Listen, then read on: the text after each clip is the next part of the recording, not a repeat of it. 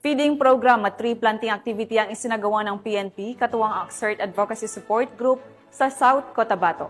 Ang buong detalye ay hatid ni Patrolwoman Emilio Pedroso.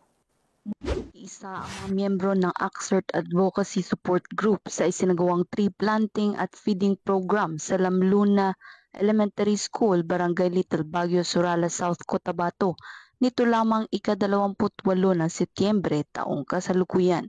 Ang aktibidad ay may kaugnayan sa 9th founding anniversary ng Anti-Crime and Emergency Response or Aksert Group.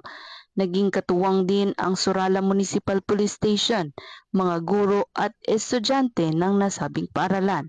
Ipinahatid ng mga guro ang pasasalamat sa aktibidad na isinagawa sa kanilang paaralan kung saan malaking tulong ito sa pagbibigay pagkain sa mga kapos na mga bata at nagkaroon pa ng tree planting activity kung saan nagpapakita ng pagmamahal sa kalikasan. Layunin ng programa na maipamulat sa mga kabataan ang ugnayan ng komunidad at iba pang organisasyon at sa pamamagitan ng pagtatanim makakatulong sa paglaban sa climate change at pag-absorb ng carbon dioxide. Mula dito sa Police Regional Office 12, General Santos City, ako ang inyong Police News Correspondent, Patrolwoman Emilio Pedroso, alagad ng batas, tagataguyod ng balitang pulis.